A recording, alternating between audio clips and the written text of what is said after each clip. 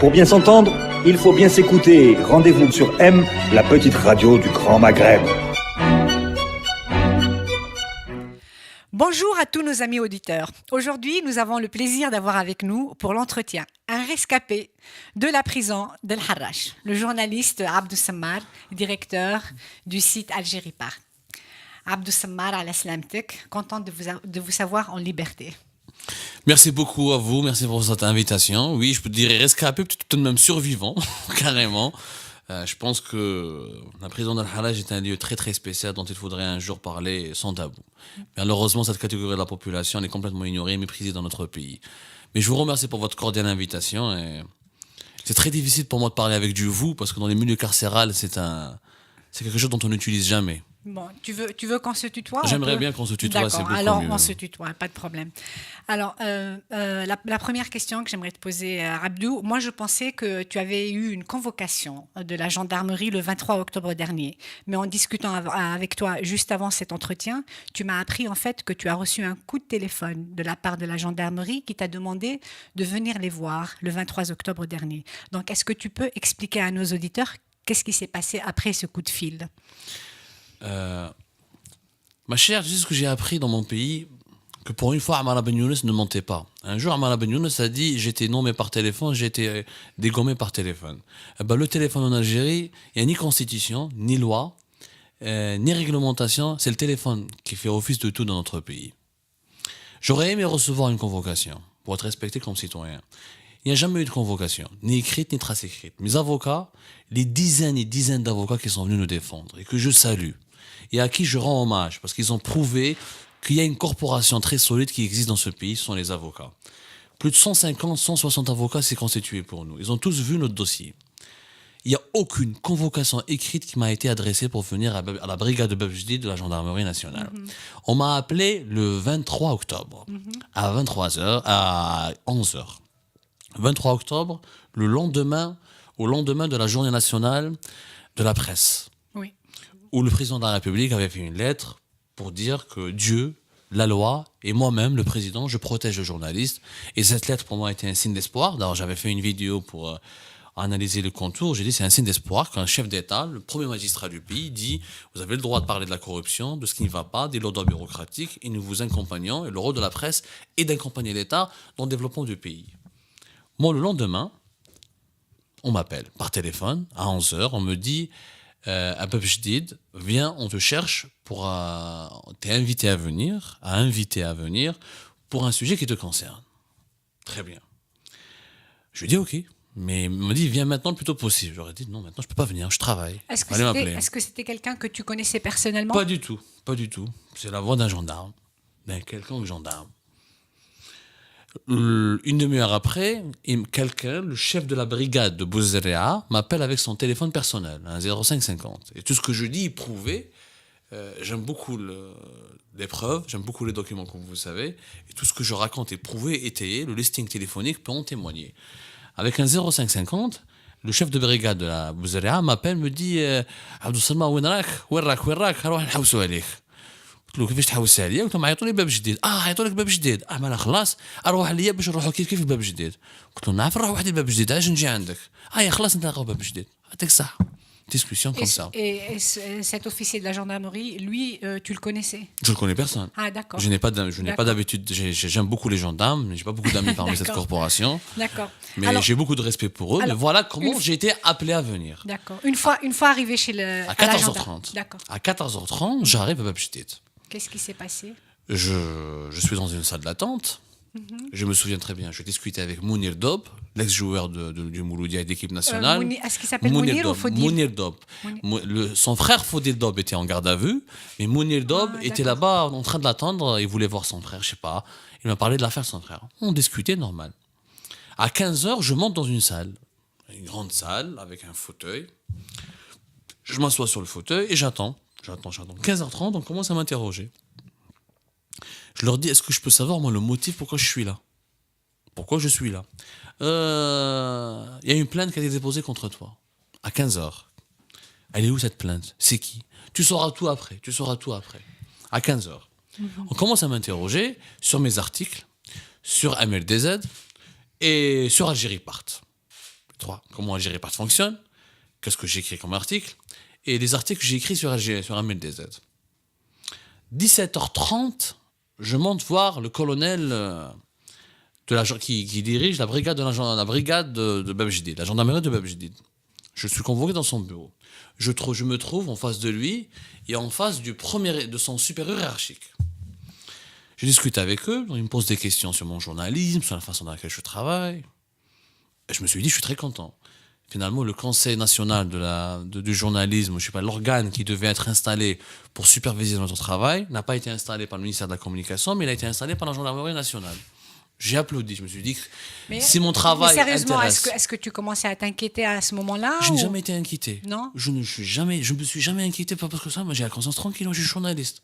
Je suis ni trafiquant de drogue, ni criminel, ni violeur, ni serial killer. Pourquoi je devrais être inquiet? Mais jusque-là... Eux-mêmes, par contre, je leur posais la question. Un, je comprenais pas pourquoi ils se mêlaient de mon travail de journaliste. Oui. Et de deux, je comprenais pas pourquoi j'étais là. Et là, ils me montrent... Jusque-là, tu savais pas un haut gradé de la gendarmerie nationale me montre un bout de feuille comme ça, il me dit, voilà ce que si Mohamed Moqaddam, alias Anis Rahmani, nous a ramené contre vous. Anis Rahmani, qui est le directeur de la télévision Al-Nahar TV. Il me dit, voilà ce qu'il a ramené contre vous. Quand je vois je vois une série de mes articles. Je leur ai dit, oui, ça c'est mes articles. Vous auriez pu m'appeler, je les aurais même imprimés, je vous aurais fait l'économie Et après, il me dit, il y a une plainte contre toi. Abdou, ce sont des articles que tu as écrits sur Anis Rahmani. Il y avait un article où Amira Bouraoui a publié sur sa page Facebook un post où elle répondait à Anis Rahmani concernant le dépôt de plainte, parce qu'Anis Rahmani a déposé plainte contre elle. Et Amira Bouraoui lui a répondu via un post. Et moi, j'ai exploité, comme tout journaliste qui se respecte, la page Facebook d'une personnalité politique pour faire un article. Amira Bouraoui, qui est une opposante. Par laquelle 2014, l'une des figures de Mouatana, et personnalité influente sur les réseaux sociaux, et sa page est une source d'information, naturellement. Et ses déclarations. Donc, c'est cet article-là que les gendarmes t'ont montré. Ce qu'on m'a montré, on m'a dit voilà. On m'a montré, voilà, il y a une plainte contre toi. Seulement cet article-là? Non, il y avait une série d'articles. D'accord. Deuxième article. Amel DZ qui répond à Anis Rahmani, parce que Amel DZ, sa page a été fermée. Anis Rahmani a prétendu qu'on en était à l'origine. À l'origine du blocage de la page Facebook de Amel DZ. Amel DZ a récupéré sa page, il a fait une réponse. Nous, on a estimé que c'était un sujet qui préoccupait les Algériens, qui alimentait la polémique. Dans les Algériens s'intéressaient, on a fait un article, voilà ce que Amel DZ a répondu. Tout simple. Que le journalisme, comme il est scientifiquement et universellement enseigné tout partout. J'insiste très bien, vraiment c'est important. C'est quoi les articles que nous avons écrits? Il n'y a ni chronique, ni édito, ni prise de position. Ouvert des guillemets, 2 points. Des guillemets et 2 points. Est-ce que jusque-là, Abdou, tu pensais que tu allais passer la nuit en prison? Non, je ne pensais pas jusqu'au moment où il m'a dit si tu ne ramènes pas ton téléphone, ou le colonel de la gendarmerie, le haut responsable, m'a dit si tu ne ramènes pas ton téléphone, tu passeras la nuit ici. Tu n'avais pas ton téléphone avec toi? Je n'avais pas mon téléphone pour une raison simple. 1, rien ne m'oblige de ramener mon téléphone. C'est mon téléphone, ça s'appelle mon téléphone, propriété privée. 2, ils m'ont montré aucun document, ni aucun papier, ni aucune instruction judiciaire qui leur dit de me ramener mon téléphone. 3, moi j'ai une famille, j'ai des proches. Quand je me déplace dans les lieux chez les services de sécurité, connaissant les lenteurs des procédures, le temps que je peux écouler là-bas, pour qu'ils ne s'inquiètent pas, j'ai laissé mon téléphone chez mon ami Malouane. Oui. Dans des raisons bêtes, simples, mais ça a été interprété comme si c'était un crime. Je n'y a pas de problème. Le fait que tu ne sois pas venu avec ton téléphone. Chose importante. Oui. Avant de monter voir le colonel, un officier est venu me voir et il m'a dit donne-nous tes codes Facebook et ton code de boîte mail. Les mots de passe, c'est ça? Les mots de passe. Je leur dis mais au nom de quoi je dois vous donner ces mots de passe? Il y a un ordre judiciaire et une instruction qui a été donnée par un procureur parce que tu es sous enquête. Je leur ai dit montrez-moi tout ça. Et il m'a dit on te montrera tout plus tard. J'ai rien vu. Ok, j'ai collaboré parce que j'estime être 1, j'ai rien à me reprocher. 2, je crois là-bas. Donc tu leur as donné les mots de passe Ils m'ont dit c'est un ordre de la justice. D'accord. Sans te les montrer. Quand un corps constitué. Moi, à ce moment-là, je me suis dit, la gendarmerie nationale, c'est un corps constitué appartenant au ministère de la Défense nationale.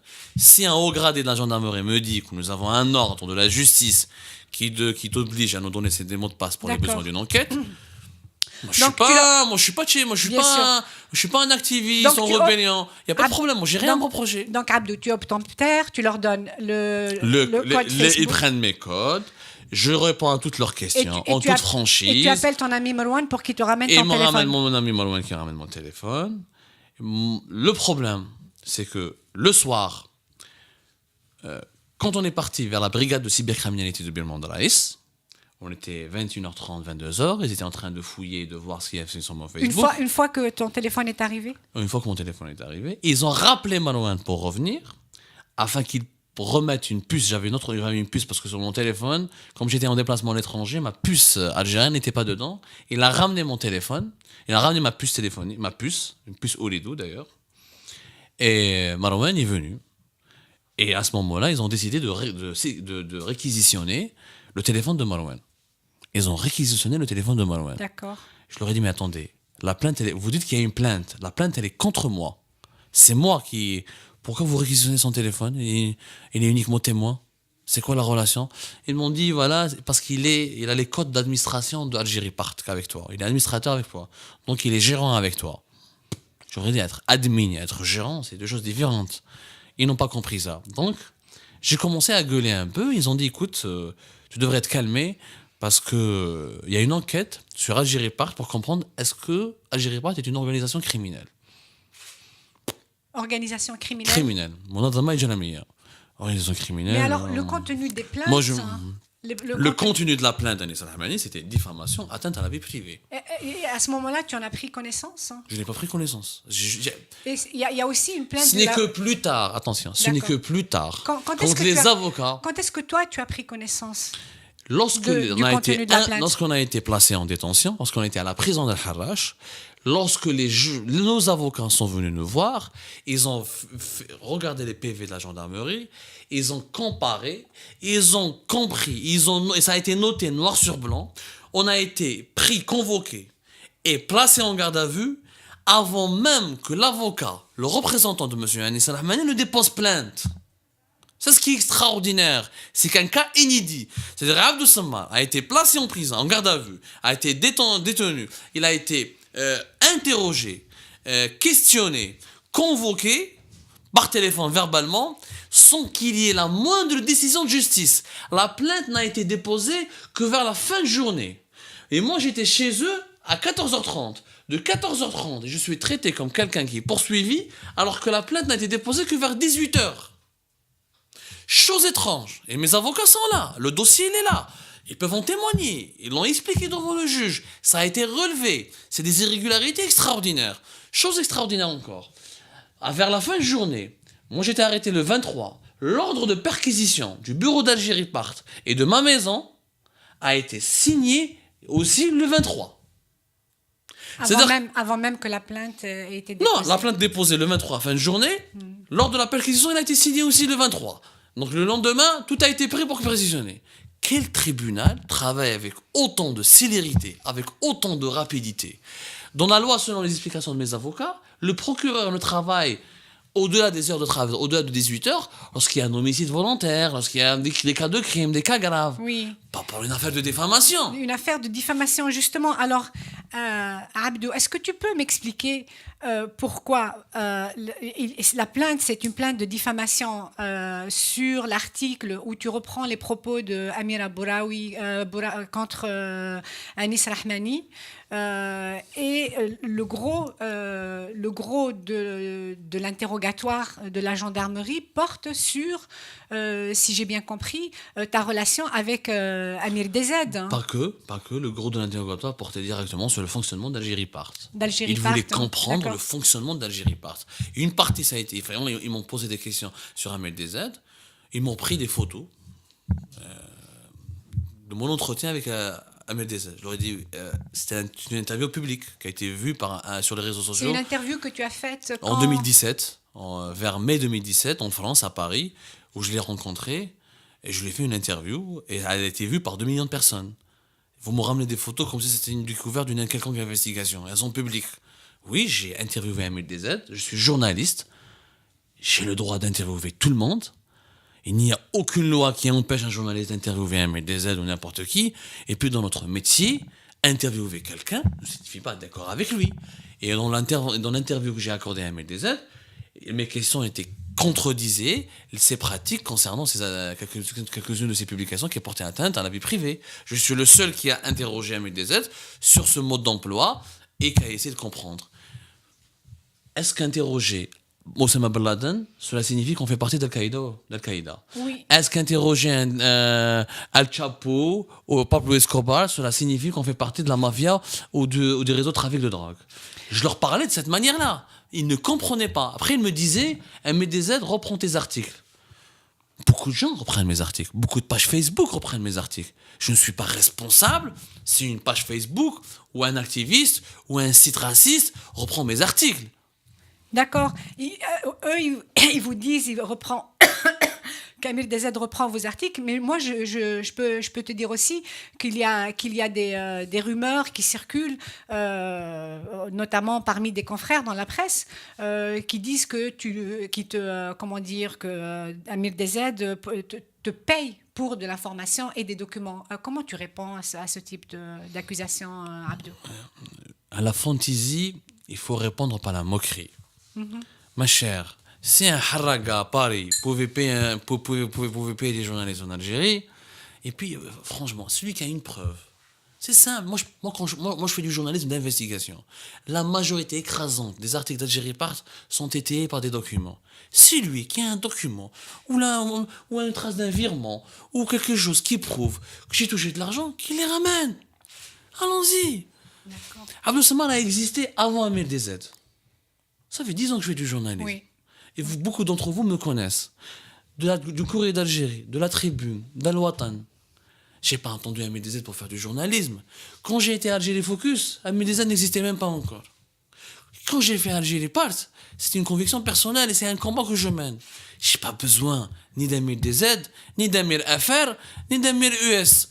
Il faut arrêter de faire de la fantaisie.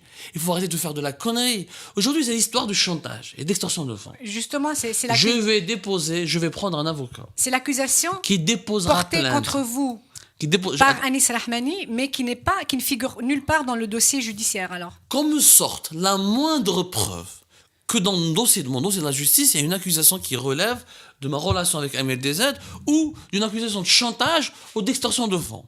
Le seul juge que je salue, le juge qui m'a jugé, le seul juge que je salue, le jour du tribunal, il leur a dit aux avocats de la défense, mais on ne l'a même pas interrogé sur MLDZ. Il n'a aucune relation avec MLDZ. Lui-même l'a dit. Le juge l'a dit. Donc cette histoire d'extorsion et du chantage, des rumeurs malsaines, des conneries injustifiées, de la diffamation, contre laquelle j'ai déposé plainte. Contre qui? Mais dans ma plainte à moi, lorsque moi j'ai déposé plainte... Tu as déposé plainte contre qui? Contre M. Anis Rahmani et Nahar TV, qui ont diffusé en boucle des informations complètement mensongères, m'attribuant des fortunes diverses, des maisons, etc., faisant de moi un homme qui rivaliserait avec Kamel Bouchi, alors que je suis qu'un simple citoyen qui nourrit sa famille très difficilement. Mais moi, j'invite les gens qui me connaissent, la gendarmerie, à perquisitionner mon petit bureau à Chiraga, juste à côté de l'hôtel d'Ardiev, qui viennent me voir. Qu'est-ce que j'ai? Quel type de matériel j'ai? Quel type de meubles j'ai? Qui viennent me voir où j'habite à Ouled Chbel. Tariq Nar, comme on dit dans l'arabe. C'est même pas Tariq Nar, c'est pas Neuilly-sur-Seine. Qu'on vienne me voir dans quelles conditions je vis. Qu'on vienne me voir, qu'on vienne questionner. Arrêtons de fantasmer et de se rabaisser à des racontards. Nous avons été détenus, emprisonnés et jugés pour des articles. C'est des délits de presse, c'est des crimes de journalisme. Et le journalisme n'est pas un crime dans notre pays. Notre constitution, elle est claire là-dessus. Oui. Abdou, justement, alors en prison, est-ce que tu étais en contact avec les autres personnes qui ont été incarcérées en même temps et qui étaient accusées par Anis Rahmani d'être une sorte de réseau qui travaille pour Amir DZ, c'est-à-dire le comédien Bouakaz, le footballeur Fodil Dob et l'autre journaliste Adlan Mellah? Oui, vous savez, la prison, comment ça se passe? Premier jour. Abdou, je te fais remarquer que tu m'as demandé de te tutoyer. Maintenant, oui, je te tutoie et toi, tu me vous vois. En général. Ah, d'accord. Tous les gens qui nous rencontrent, ma chère. Tous les gens qui nous voient, qui ne connaissent pas ce monde. D'accord. Et sur lequel ils ont beaucoup de préjugés, d'ailleurs. D'accord. On passe d'abord par le transit, une salle de transit. Oui. Comme par hasard, le gars qui gère le salle de la transit m'a dit « Ah, on vous attendait. » Ah bon? D'accord. On m'a dit qu'il y a des gens importants qui vont venir aujourd'hui. Ah, Donc voilà, on appelle ça le privot. Vous savez, dans une prison, il y a une salle. Oui. Chaque salle est gérée par un privot. C'est un Oui. détenu qui est nommé et qui a des bons rapports avec l'administration pour gérer l'ensemble des détenus. Dans une salle, Al-Harrach, c'est pas une prison comme les autres. Oui. C'est une prison de salle. C'est dans une salle, il y a 160, 80, il peut y avoir 30, il peut y Oui. avoir. C'est surpeuplé. Oui. Il y a 3250 prisonniers. On passe par le transit, donc on rencontre tout le monde. Nous, moi et Marwan, on est venus à 18h. Les autres, Bouakaz, Fodil Dob, Adlan Mellah, Houari Boukhors, frère de Amir Boukhors, sont venus vers 2h du matin. et donc frère de Amir DZ. Frère d'Amir Desad, D'accord. effectivement. Lui-même était en prison et en prison. Lui-même était en avec- prison oui. pour. Je ne connais pas les chefs d'inculpation précis, D'accord. je ne peux pas vous mentir, je n'ai pas D'accord. consulté leur dossier, je ne peux pas parler en leur nom. Je pense qu'ils ont leurs avocats. Maître Amin Sidhom peut vous en renseigner davantage. Mais moi, ce que je veux vous dire, je vais vous parler sur le plan humain. Abdou, Il tu n'y- continues à me vous voyez. Est-ce Non, que- est-ce que tu- général, je te parlerai sur le plan humain. Kamel Bouakaz Oui, est un homme qui est brisé. oui, C'est un homme qui est brisé par la Oui. prison. Ça reste un monument de l'art algérien. oui, Il n'y a pas un détenu qui ne s'est pas solidarisé avec lui.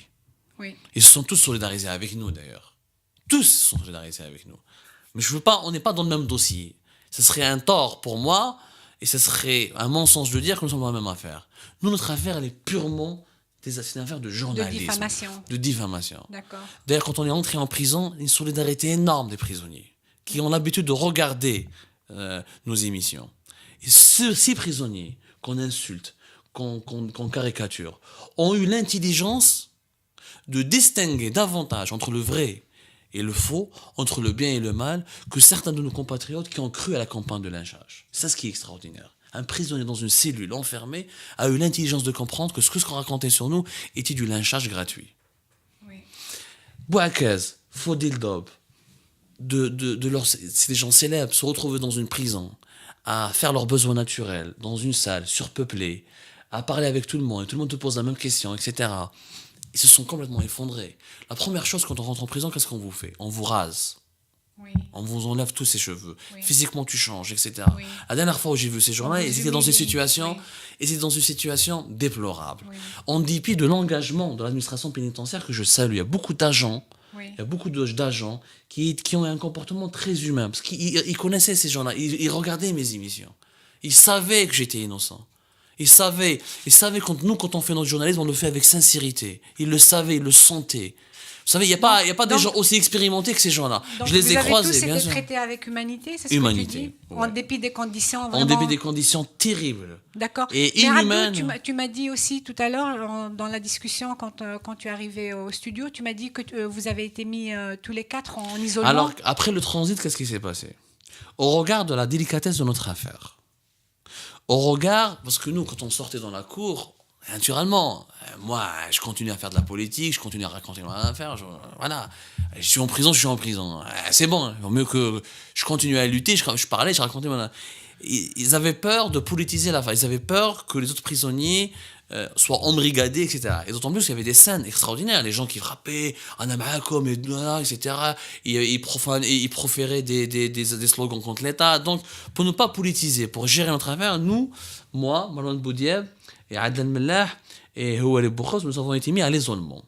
À l'isolement, c'est une petite cellule, un peu plus grande que ce studio, où nous sommes enfermés, et dans un quartier spécial, loin des salles, alors que Bouakaz et Fodil Dob ont été mis dans une autre salle. D'accord. Et donc, c'est à l'isolement que tu es resté pendant tous ces 15 jours. Pendant ces 15 jours. C'est à l'isolement D'accord. que je suis resté, et c'est là où j'ai D'accord. fait des rencontres extraordinaires, on a vécu des choses extraordinaires, où on a pénétré ce monde complètement obscur. Juste Voilà, pour- mais ce serait long de raconter tout ça. Abdou, juste pour en terminer avec Amir DZ, c'est un phénomène des réseaux sociaux qui suscite une répression incroyable des forces de sécurité. Pourquoi, d'après toi? Je pense que tout ça est un roman. Et c'est un très mauvais roman. Un très mauvais roman parce que dire que une simple page Facebook menace la sécurité de l'État, je pense que c'est une idiotie auquel les Algériens n'y croient pas. Qu'un met des aides et des méthodes qui soient répréhensibles, oui. Qu'un met des aides et fait des choses avec lesquelles on n'est pas d'accord, oui. Mais c'est simple. Qu'ils aient déposé plainte contre lui en France. C'est si simple. Ce mec, il vit en exil, qu'ils aillent le voir. Mais de là à en faire un phénomène un phénomène de masse, moi je ne comprends pas. Pour moi, les dessous de cette affaire dépassent largement Ahmed DZ. Et franchement, j'étais en prison, j'ai beaucoup réfléchi, j'ai pas encore des éléments de réponse très concrètes, mais je pense qu'on saura la vérité bientôt. D'accord. Euh, Alors, on a parlé tout à l'heure des accusations d'Anis Rahmani qui vous accuse de pratiquer le chantage et l'extorsion de fonds, même si sa plainte, je répète, elle est seulement sur la diffamation. Mais comme je l'ai dit, il y a des rumeurs parmi les confrères qui circulent sur le modèle d'Algérie Part, selon lequel on vous accuse de menacer de publier des articles à charge contre paiement contre des groupes comment dire, économiques, etc. Donc, même si ces critiques et ces rumeurs sont, pour vous, vous avez dit, c'est infondé, c'est malveillant, est-ce que vous ne pensez pas que c'est le modèle de journalisme un peu d'Algérie Part qui prête le dos à ce type d'accusation? Moi, je dirais, ma chère, que c'est le contraire. C'est le modèle le modèle dominant dans la presse algérienne et le modèle dominant dans la société algérienne qui favorise ce genre de rumeurs. Pourquoi? D'accord. Moi, c'est simple encore une fois. Celui qui dit que je lui ai fait du chantage n'a qu'à se présenter. Présenter ses preuves devant le tribunal et on en parlera. Oui. D'ailleurs, le hasard a fait que j'ai croisé beaucoup de gens en prison qui m'ont accusé de leur faire du chantage. Ils sont en prison, je les ai croisés. Cette chanson qu'ils chantaient, ils ne me l'ont pas tenue à Al-Harrach. Celui qui a des preuves, qu'il les présente. De deux, Algérie Part suscite des interrogations. Mon bureau a tout le temps été ouvert. Est-ce qu'un jour un collègue ou un confrère m'a demandé des explications? J'ai pas ouvert la porte. Comment fonctionne Algérie Part? J'ai vendu 10% d'Algérie Focus pour l'équivalent de 5 millions de dinars. J'ai pris ces 5 millions de dinars. J'ai loué une maison. Grâce à une dame qui m'a fait un arrangement. Parce qu'elle croit en notre jeunesse, elle croit en notre fougue, et elle voit ce qu'on fait à la télé. Il y a des Algériens qui y croient. On n'arrive pas à le croire. Il y a des Algériens qui y croient. J'ai payé avec cet argent, une partie avec cet argent. J'ai payé le local. Et Algérie, qu'est-ce qui coûte un site internet? Qu'est-ce qui coûte? 20 € pour le nom de domaine, même pas 15 millions de centimes pour le faire, et ça fonctionne. Et moi, il n'y a que moi qui publie. De temps en temps, j'ai quelques contributeurs, et de temps en temps, j'ai quelques collaborateurs. Oui, il n'y a pas besoin d'une fortune pour gérer Algérie Part. Non, je vulgarise pour que je comprenne. Oui. Maintenant, de quoi on vivait? Dans les 5 millions de dinars que j'ai vendus, c'est un acte que tu le dises, parce que beaucoup de gens disent Algérie Part n'a pas de publicité. Donc, qu'il nous explique de quoi il vit. Je ne veux pas de la publicité. Avoir de la publicité, c'est une forme de corruption pour moi parce que je l'ai vécu à Algérie Focus. Comment je peux accepter la publicité de Holidou ou de Jay-Z? Le jour où je vais écrire des articles contre eux, ils vont m'appeler au téléphone. Ça n'a pas de sens. Le journalisme universel, le journalisme le plus moderne, va vers un autre modèle qui est le modèle qui n'est pas publicitaire.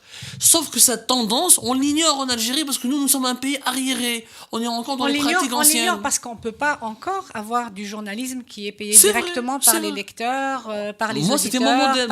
C'était quoi mon pari? Je résiste 2 ans, je fais après de l'abonnement et des dons. Et ça, il y a beaucoup de sites à travers le monde. Dans le monde arabe, il y a Orient Express, qui vit comme ça, sans publicité, grâce avec des dents, etc. Algérie Part, je ne publiais pas chaque jour des articles. On ne publie pas 10 articles par jour. Je faisais moi 3-4 articles. J'avais des gens qui m'aidaient de temps en temps, des contributeurs. Et je vivais. Et j'avais des collaborations en externe pour pouvoir vivre et pouvoir nourrir mes enfants. Et avec une boîte de communication, on a créé une boîte. Malouane avait créé une boîte de communication. Avec des amis à nous aussi, ils ont créé des boîtes. On réalisait des spots publicitaires. Et on a les factures et on a tout ce qu'il faut. C'est simple. Moi, les 5 millions de dinars que j'ai touchés de la part des actionnaires d'Algérie Focus, que je salue d'ailleurs. Moi, j'ai la preuve chez le comptable. Moi, j'ai les documents de ce que j'avance. Oui. Moi, quand je fais un article, je dis tel homme d'affaires a fait ceci. La plupart de mes articles sont documentés. Pourquoi, quand on parle d'Abdou Sama, on ne sort pas de documents? Moi, tout est là. Mon bureau à Shraga, celui qui veut venir, marhaba. Je montre mon modèle. C'est pas cher de gérer, c'est ce que les gens n'ont pas cru. Oui, on peut faire du journalisme et déranger sans avoir un sou. Oui, Oui, d'accord. c'est possible. D'accord avec toi, Abdou. Mais voilà, je vais quand même revenir sur. J'ai bien écouté ta réponse, mais je reste quand même sur. Et j'ai bien écouté l'interview que tu as donnée il y a un an, justement, au moment où, à Radio M, au moment où tu lançais Notre Algérie cher Park. collègue, Hadi À Hassan. Hadi Hassan, au moment où tu lançais Algérie Park, avec beaucoup de fougue, etc. Et moi, je pense que justement, alors, le journalisme d'enquête, hein, c'est un exercice qui est exactement à l'opposé de ce que tu fais, qui est un exercice, tu fais un peu dans l'urgence, alors que l'enquête, c'est l'exercice de la patience, de la rigueur par excellence. Parce que sans la crédibilité, sans le sérieux, il n'y a pas d'enquête. Il y a des coups, il y a des plans, contre des plans, dans un brouillard éthique total. Sinon, il y a un problème. On ne peut plus faire la différence entre un article d'Algérie Part et un post d'Emir DZ. C'est ça qui fait la différence. C'est tout le travail, toute la patience, tout le travail de recoupement. Lola, oui. Je vais te répondre je vais te répondre point par point. Pas de problème. C'est des enquêtes d'urgence. L'enquête qu'on a fait sur Lafarge, documents à l'appui, sur un mécanisme d'évasion fiscale, où j'ai sorti les documents d'administration fiscale qui demandent à Lafarge de payer une amende énorme, et j'ai sorti les documents de Lafarge qui disent qu'on ne va pas payer, et j'ai appelé l'administration fiscale, et j'ai appelé Lafarge. Toutes les parties en parlaient. Ça, c'est une enquête d'urgence ? L'enquête sur un homme d'affaires qui a utilisé 2 adresses différentes pour acheter des maisons à l'étranger, documentées, appuyées, avec des adresses précises. Ça, c'est une enquête d'urgence ? Je peux vous citer, je continue, l'enquête qu'on a fait, je vais pas rester dans l'administration fiscale, avec des preuves à l'appui, comment des amendes fiscales ont été effacées, etc. L'enquête qu'on a fait sur le tramway d'Oran, avec tout le bilan. L'enquête qu'on a fait sur un opérateur de téléphonie mobile, Jay-Z, avec 60 documents expertisés. Est-ce que c'est ma faute, d'ailleurs, quand j'appelle les dirigeants, ils ne veulent pas répondre? Est-ce que c'est ma faute quand j'appelle un homme d'affaires, il ne veut pas réagir? En Algérie, il y a la culte du silence et de l'opacité. Oui, on peut pas pratiquer... il y a un travail de contextualisation que tu fais pas. Je sors, après qu'il y ait des articles qui ont été mal faits, imparfaits. Moi, je ne suis pas Edoui Plenel. Moi, Edoui Plenel, Edoui que je salue. Et pourtant, tu te revendiques de... Je me revendique, voilà. J'apprends de lui. D'accord. Moi, à chaque fois que je vais à Paris, j'essaie de le voir. Et j'apprends. Moi, je suis un homme qui apprend. Est-ce que j'ai prétendu être le prix Pulitzer? Est-ce qu'un jour, Abdou Samara a écrit qu'il est le meilleur des journalistes de tout le monde? J'ai jamais dit que j'étais le meilleur. Moi, je suis un gars qui essaye. Tu te parfais. Je me parfait. D'accord. J'ai jamais dit, j'exerce du journalisme d'investigation dans le méga compliqué contexte algérien où il est pratiquement impossible d'avoir de faire parler des sources. Moi, j'aurais aimé qu'Ammar Saïdani parle, ou Zelhouni parle, quand on sort leur registre de commerce, etc., etc. Mais c'est lui qui fait, si c'est lui, moi, je comprends pas les critiques. Si moi, je fais pas bien, faites-le vous-même. Allez-y, créez des sites SID. Allez-y, faites de l'investigation. Faites comme Canard enchaîné. Faites-le. Si Abdou Samar est mauvais, faites-le. Mais restez derrière son écran. Et quand en Algérie, on a un phénomène. Quand quelqu'un essaye, il est mauvais. Quand il fait rien, il est mauvais. Quand il publie, il est mauvais. C'est cette sinistrose générale. Moi, je peux sortir les enquêtes que j'ai faites où beaucoup ont été applaudis. J'ai été appelé par les autorités algériennes. Beaucoup de ministres m'ont appelé pour me féliciter. Je ne veux pas citer leur nom. Beaucoup de politiques m'appelaient pour me dire cette enquête est magnifique, etc. Mais quand on les appelle au téléphone pour réagir, pour donner leur version, ils ne veulent pas. Oui, mon travail est perfectible. Oui, je ne suis pas la référence absolue du bon journalisme. Mais je suis un journaliste sincère, engagé. Je suis un journaliste qui veut avancer. J'ai jamais donné de leçons de morale aux autres. Quand on a essayé de faire un syndicat des éditeurs en ligne, je n'ai jamais dit écartez celui-là parce qu'il n'est pas connu, écartez celui-là parce qu'il fait des mauvais articles, écartez celui-là. Donc la différence entre un post d'MLDZ et un article d'Algérie Part, elle est énorme. Chez Algérie Part, on explique. Quand on a fait l'enquête sur la cherté des billets d'Algérie, avec le fameux problème qu'aucun Algérien ne connaissait, la surtaxe d'assurance. Quand on a expliqué à la télé, en algérien, moi, à la télévision, Beurre TV, je parle en algérien. Un langage qui est compris de Taman al-Assad jusqu'à Famotbol. C'est une différence avec MLDZ ou avec n'importe quelle page Facebook. Quand on est invité dans un congrès international où je fais une conférence, à côté d'Edoui, Ça veut dire que ces étrangers savent faire la différence entre moi et une page Facebook. Si les étrangers savent faire la différence entre moi et une page Facebook, si un détenu, un harrache, un vendeur de cachets de drogue, sait faire la différence entre moi, journaliste, et un simple page Facebook, et que mes autres confrères ne savent pas la faire la différence, je ne peux que déplorer. Mais j'accepte les critiques, marhaba. Et encore, ce n'est pas aux autorités de faire le procès du journalisme. Non, Ce n'est pas un colonel de la gendarmerie de dire « Ah, tu parles que des négativités, etc. » Ce n'est pas un juge de me dire comment je dois faire mon article. Justement, Ce n'est pas à lui. Mais justement, le juge, alors la décision du juge jeudi dernier n'a pas été l'acquittement, hein, Abdou. Le combat continue. Voilà. Moi, je Alors, me bats pour l'acquittement et il a l'innocence. ordonné ta libération et celle de Marwan avec un complément d'enquête. Donc l'affaire n'est pas close. Hein. L'affaire n'est pas close, mais l'affaire, elle est bizarre. On nous met en prison. Après, on nous sort, on dit on va compléter l'enquête. Et pourquoi vous n'avez pas fait l'enquête avant? Ça, c'est du bâclage. Ça, c'est un post Facebook qui nous fait rire. Tu mets des gens en prison, tu fais pas sans faire l'enquête. Après, tu nous sors de prison, tu dis je vais compléter l'enquête. Pourquoi t'as pas fait l'enquête avant? Une enquête sur quoi? Dans l'article, les sources sont citées. Zour, des documents précis, et sur les déclarations, sur Anis Rahmani, des déclarations entre guillemets. Tu vas enquêter sur quoi? Il est où le délit? Le délit, il est où? Il est où le délit quand tu fais des articles? Haïlik ma source. Amir Abouraoui, Amir DZ, Hamouch Qalou. Tu vas faire quoi? Enquête sur quoi? Tu vas appeler Amir Abouraoui pour lui dire est-ce que tu as fait ta déclaration? Allez sur sa page Facebook. Et soyons sérieux. À la fin, soyons sérieux. Et Abdou, pourquoi tu penses qu'ils s'en prennent à toi alors? Je pense qu'en Algérie, il y a eu beaucoup de progrès. Je le dis honnêtement. Je pense que ces dernières années, la presse électronique a pris une dimension très importante. Et qu'on le veut ou non, les derniers messages adressés par le président de la République, Abdelaziz Bouteflika, ont été très encourageants. Très encourageants. Il y a eu des messages et des lettres où le président, où M. Abdelaziz Bouteflika, carrément affirme qui soutient la presse, qui soutient l'investigation, qui soutient qu'on dénonce le façade, qu'on me dit, etc.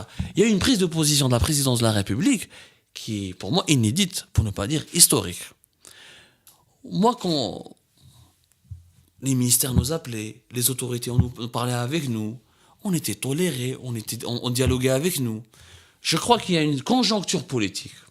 On a voulu, je pense, noircir l'image de l'actuel président, ou torpiller certains décideurs, ou créer une situation politique compliquée et ingérable en s'en prenant à certaines figures médiatiques très connues sur les réseaux sociaux. Nous avons été instrumentalisés pour un jeu politique. Donc tu penses que vous êtes des boucs émissaires? Hein? Absolument. D'accord. Et moi je le dis haut et fort, je suis journaliste, je ne suis pas un militant. C'est pas moi qui défait les présidents, c'est les opinions publiques, c'est les électeurs. Celui qui a voulu nous instrumentaliser, il a eu vraiment tort. Parce que notre combat, il est vraiment uniquement journalistique. Et jusqu'à aujourd'hui, je n'ai pas vu, dans l'histoire de l'Algérie contemporaine, en tout cas les 20 dernières années, même Ben Chikou n'est pas entré en prison pour des articles. On lui a fabriqué une autre affaire. Nous, on nous a mis directement en prison pour des articles. Chose qui n'a jamais été faite sous l'ère d'Abdelaziz Bouteflika. Donc je me pose beaucoup de questions. Je n'ai pas eu de réponse jusqu'à maintenant. Je voulais juste terminer sur le syndicat des éditeurs de la presse électronique qui est en train de naître et qui est obligé de se battre, qui a mené une campagne qui a mobilisé notamment pour ta libération, celle de Marwan, qui continue pour Adlan Mellah. Est-ce que tu penses qu'il a quand même à jouer d'autres rôles au-delà de justement seulement des campagnes de solidarité? Il a joué un rôle capital et incontournable. Et je rends un vif hommage, franchement, à Saïd Boudour, notre collègue, qui a beaucoup travaillé, qui a rassuré nos familles, qui répondait à tous nos appels. Donc, vous étiez au courant qu'il y avait une campagne pour vous en prison? Oui, mais nos avocats venaient nous voir chaque jour. Ils nous disaient qu'il y a un battage médiatique, les messages de solidarité, etc. Ihsan, que je salue, il a joué un rôle important. Bouzid, etc.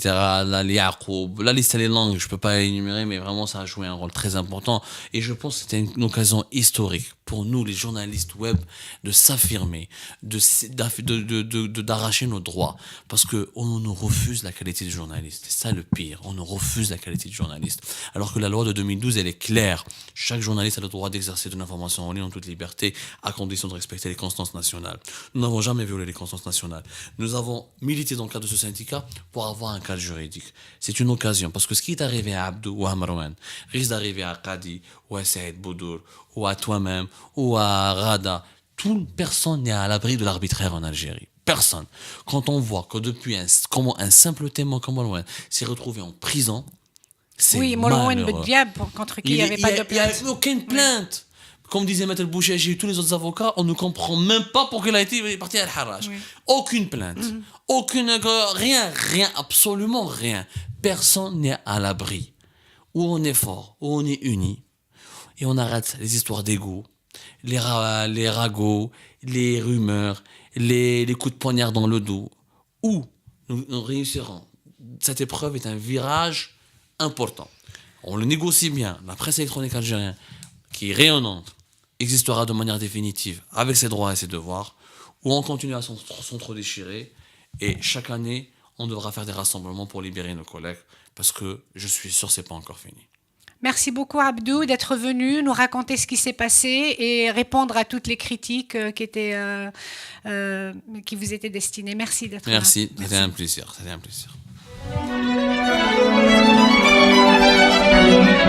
Pour bien s'entendre, il faut bien s'écouter. Rendez-vous sur M, la petite radio du Grand Maghreb.